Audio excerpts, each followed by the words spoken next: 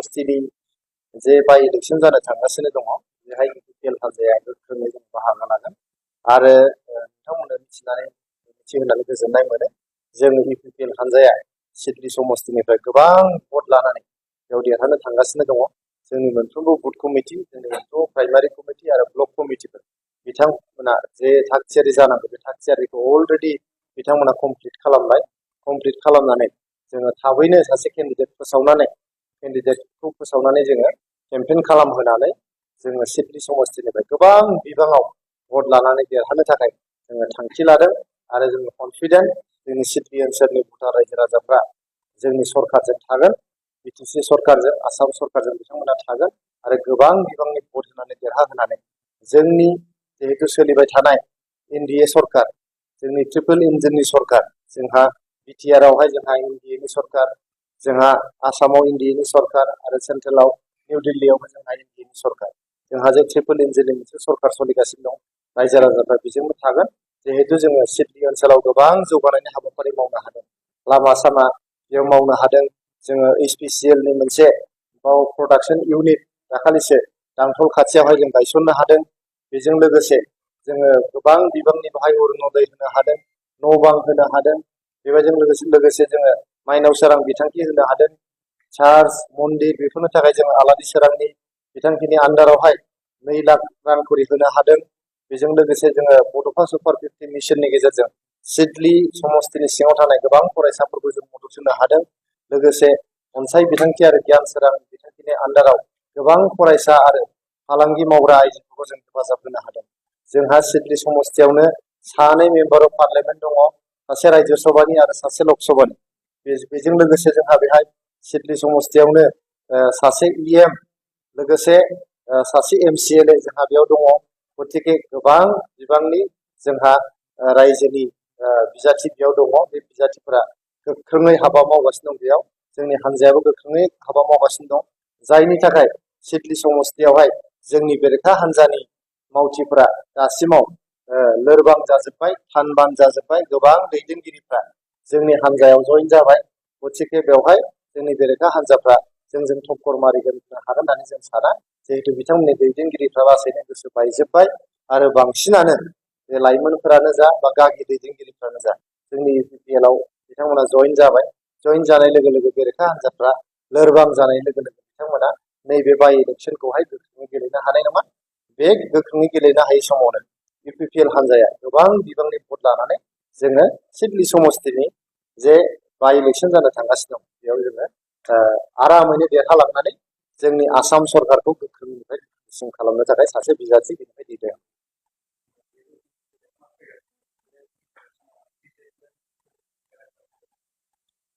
बेयाव खुनु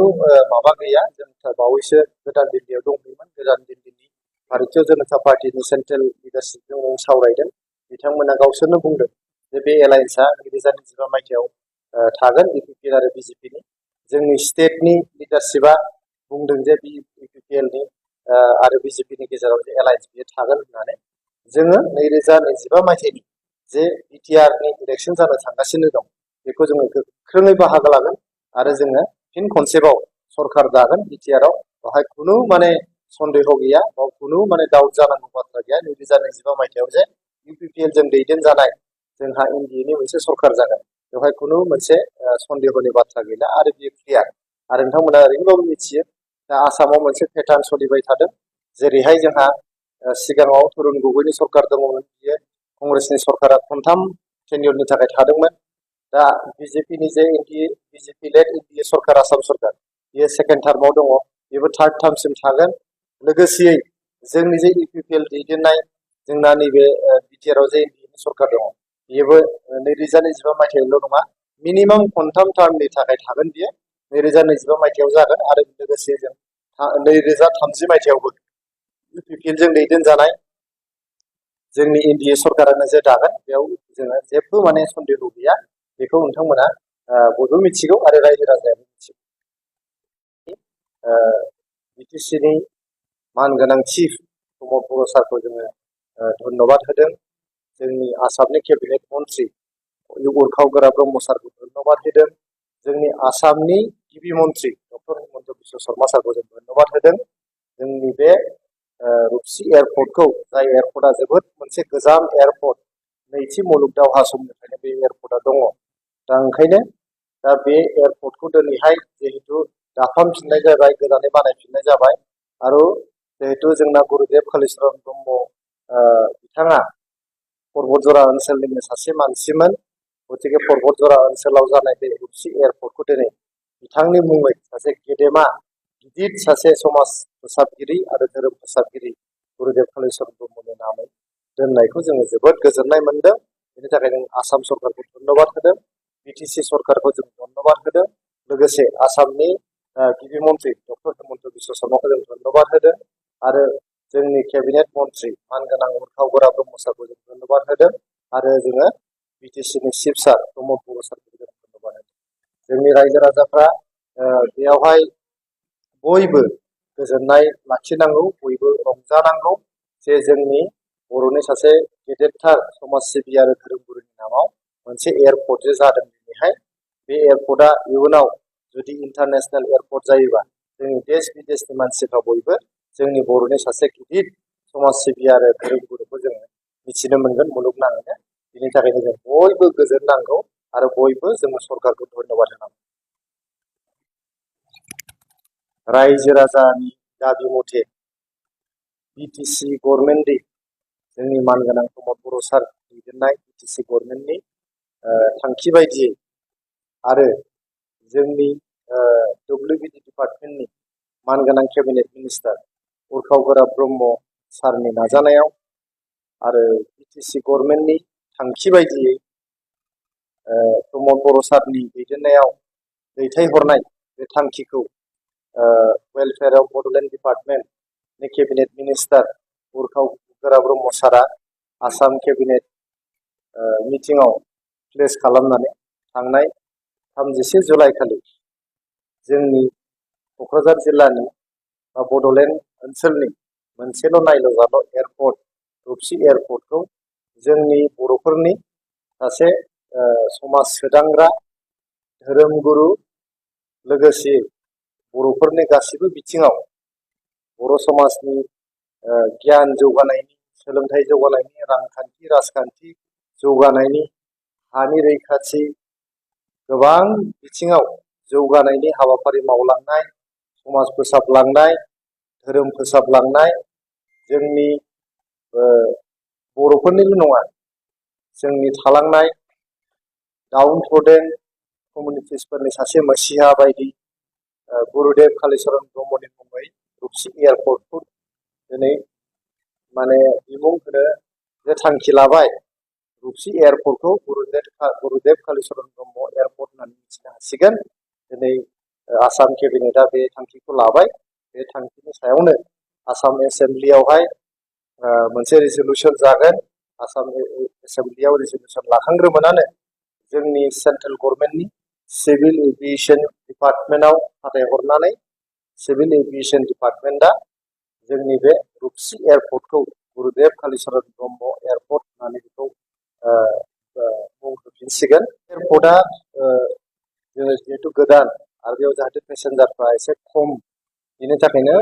government of इन्डियाया civil aviation डिपार्टमेन्टआ बेखौ मोनसे स्किम बे स्किमखौ उड़ान स्किम होननानै मिथियो जोङो उड़ान स्किमनि आन्डारावहाय बेवहाय फ्लाइट अपारेशनखौ खालामनाय जादोंमोन बे फ्लाइबिग होननाय मोनसे कम्पानिया बे उरां गाथोननिफ्राय गुवाहाटीनिफ्राय रुपसि दा जोंहा जिहेतु गुरुदेव कालीचरण ब्रह्म एयारपर्ट जासिगोन बेनिफ्राय कलकातासिम मोनसे फ्लाइट फ्लाइबिगआ बाहाय बिरहोदोंमोन नाथाय कमार्शियेलि भायेबल नङैखाय बा फ्लाइबिगआ माबा मोनसे प्रब्लेम जानायखाय जोंनि फ्लाइट अपारेशनखौ दा बन्द' दोनथ'दों होननानै मिथिदों जोङो खिन्थु जोंनि इउपिपिएल हान्जानिफ्राय जोंनि सानैबो मेम्बार अफ पार्लियामेन्ट बिथां रोंगोरा नार्जारि आरो बिथां जयन्त बसुमतारी जोंनि चिफ सारनि बिथोन बायदियै बिथाङा सिभिल एभिएसन मिनिस्टारजोंहाय रायज्लायगासिनो दङ आरो रायज्लायनायनि गेजेरजों फ्लाइबिगल' नङा बेयावहाय इन्डिग' आरो एयार इन्डिया बेबायदि फ्लाइट बेयाव अपारेट खालामनो थाखाय जोङो माने खावलायदों सेन्ट्रेल गभर्नमेन्टखौहाय लोगोसेयै जोङो इन्डिपेन्डेन्टलि जोंनि इन्डिग' जे कम्पानि दङ बे इन्डिग' कम्पानिजों जोंहा जगाजग जागासिनो दङ इन्डिग' कम्पानिनि मालिकआ बिदिनो नभेम्बर डिसेम्बरसोनि गेजेराव जों क'क्राझाराव फैगोन फैयोबा बे एयारपर्टआवनो बाफैनानै बिथाङा नायगोन जे भाइबिलिटि मा दं गैया, एयारपर्टआ माबायदि नायनानै इन्डिग' फ्लाइटनि अपारेशन खालामनायनि बाथ्रा बेवहाय। आरो जिहेतु इन्डिग' कम्पानिनि जे CSR विं दङ, बे CSR विंआ अलरेडि क'क्राझार मिउनिसिपाल बर्डआव बे जाबोर जोथोर बोखांनाय बा जेफोर जोंनि मैलाफोर बोखांनाय, बे बोखांनाय हाबाफारियाव जोंनि सहरा क'क्राझार सहरा जाहाथे बानाजों साग्लोब जाया बा जोंनि दाखोर दालाफ्रा जाहाथे बाहाय फोसाबजायो, गाज्रि बाहाय जाहाथे जाबोर जोथोर गारा, बयबो जाहाथे साब सिखोन थानो हायो, बेखौ हेफाजाब होगासिनो दं क'क्राझार मिउनिसिपाल बर्डखौ। दा बे हाबाफारिनि गेजेरजोंनो जे इन्डिग'नि जे मालिक बियो जोंना नभेम्बर डिसेम्बरनि गेजेराव फैनायनि बाथ्रा।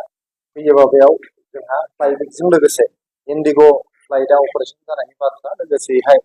जोङो नाजागासिनो दङ सिभिल एभिएसन मिनिस्ट्रिजों सावरायनानैहाय माबोरै बेवहाय एयार एरियानि अपारेशन खालामनो हायो। आरो कलकाताल' नङा, कलकाताखौ बाद होनानैबो दिल्ली, जोंहा बेंगलर, मुम्बाइ बेफोरनि फ्लाइट अपारेशनखौ माबोरै खालामनो हायो बेखौ जोङो नाजागासिनो दङ। आरो इयुनाव जिहेतु जोंहा फुलबारिनिफ्राय धुबुरीसिम मोनसे ब्रिज माने आन्डार कनस्ट्राक्सन जागासिनो दङ। जोंनि गार' हिल्सनि, गार' हाजोनि जेसेबां सुबुंफोर डाइरेक्ट जोंहा नैबे फुलबारिनि जे दालां, एसियानि बयनिख्रुइबो गोलावसिन दालां, 26 किल'मिटारनि दालां फुलबारि